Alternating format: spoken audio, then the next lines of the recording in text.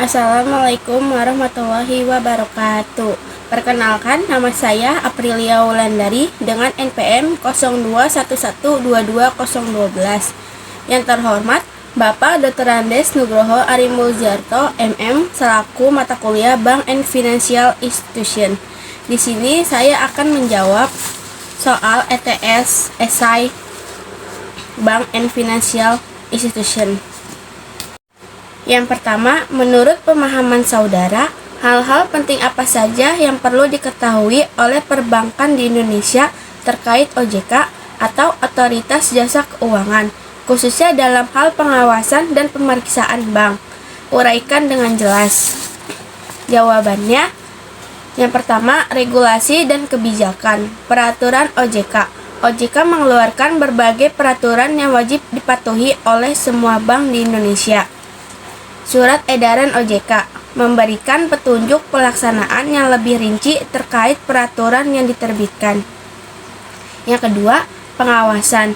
Pengawasan langsung. Melakukan pengawasan langsung melalui pemeriksaan berkala dan inspeksi mendadak. Pengawasan tidak langsung melalui analisis laporan keuangan dan non-keuangan yang disampaikan oleh bank secara berkala. Yang ketiga, pemeriksaan. On-site examination, pemeriksaan yang dilakukan langsung di lokasi bank. Off-site examination, pengawasan yang dilakukan dari jarak jauh melalui analisis laporan dan data yang dikirimkan oleh bank. Yang keempat, manajemen risiko. Bank harus memiliki sistem manajemen yang kuat dan sesuai dengan standar yang ditetapkan oleh OJK. OJK mengharuskan bank untuk melakukan stress testing dan skenario analisis untuk memastikan kesiapan menghadapi situasi keuangan yang tidak terduga.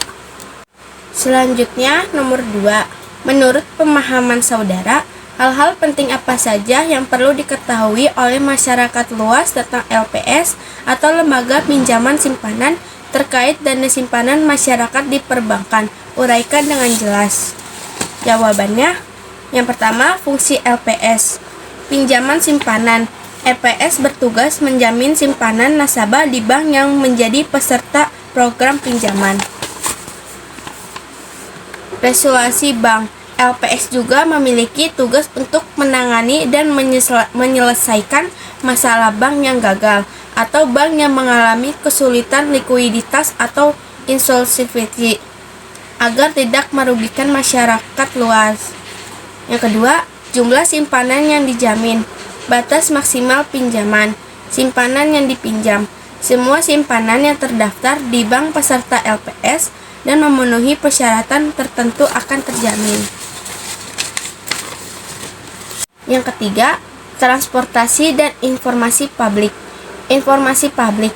LPS menyediakan informasi yang transparan tentang daftar bank peserta, tingkat bunga pinjaman, dan prosedur klaim. Pendidikan masyarakat juga aktif melakukan edukasi kepada masyarakat mengenai pentingnya pinjaman simpanan dan bagaimana cara kerja LPS untuk melindungi dana mereka di perbankan. 4. Keamanan dana. Stabilitas sistem keuangan, kepastian hukum. Selanjutnya, nomor 3. Apa yang saudara pahami mengenai PPATK atau Pusat Pelaporan dan Analisa Transaksi Keuangan? Uraikan dengan jelas.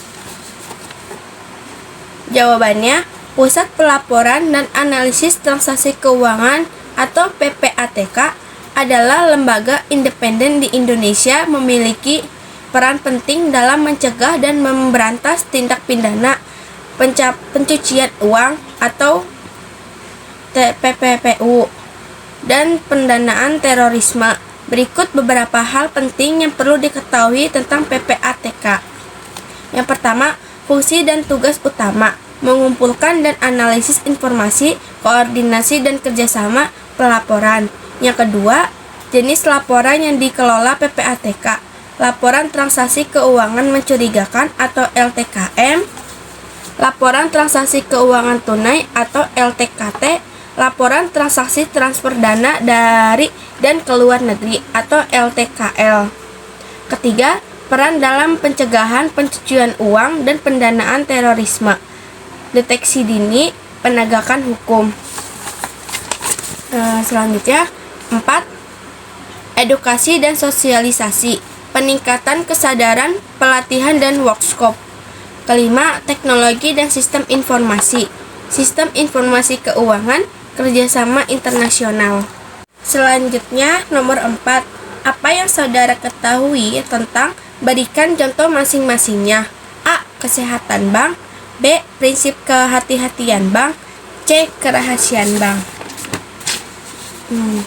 Jawabannya A. Kesehatan bank, mengacu pada kondisi keuangan dan operasional bank yang menunjukkan kemampuan bank untuk memenuhi kewajiban dan menjalankan aktivitas bisnisnya dengan efektif. Contohnya, permodalan, kualitas aset, profitabilitas. B. Prinsip kehati-hatian bank, aturan dan praktik yang harus diikuti oleh bank untuk memastikan bahwa mereka beroperasi secara aman dan stabil serta melindungi dana nasabah. Contohnya, manajemen risiko, kepatuhan, tata kelola. C. Kerahasiaan bank, prinsip yang mengharuskan bank untuk menjaga kerahasiaan informasi nasabah dan tidak mengungkapkannya kepada pihak ketiga tanpa izin dari nasabah atau kecuali diwajibkan oleh hukum. Contohnya, perlindungan data nasabah, pembatasan akses informasi, pengecualian kerahasiaan. Selanjutnya, nomor 5. Jelaskan mengapa penting bagi bank menyediakan layanan laku pandai atau layanan keuangan tanpa kantor dalam rangka keuangan inklusif. Jawabannya, yang pertama, inklusif keuangan, akses keuangan untuk semua, membantu masyarakat di daerah terpencil atau yang tidak dijangkau oleh layanan perbankan konvensional untuk mendapatkan akses ke layanan keuangan. Pengurangan ketidaksetaraan dengan menyediakan layanan keuangan kepada lebih banyak orang, membantu mengurangi ketidaksetaraan ekonomi dan sosial di masyarakat. Yang kedua, peningkatan literasi keuangan. Edukasi masyarakat dapat memberikan edukasi kepada masyarakat mengenai pengelolaan keuangan yang baik, pentingnya menabung, dan cara menggunakan layanan keuangan secara bijak. Pemberdayaan ekonomi. Dengan memahami layanan keuangan, masyarakat dapat lebih baik dalam mengelola uang mereka. Yang ketiga, inovasi teknologi. Adopsi teknologi digital, mendorong penggunaan teknologi digital dengan menyediakan layanan keuangan. Pengembangan produk baru. Bank dapat mengembangkan produk dan layanan keuangan yang inovatif dan sesuai dengan kebutuhan masyarakat setempat. Terima kasih atas perhatiannya.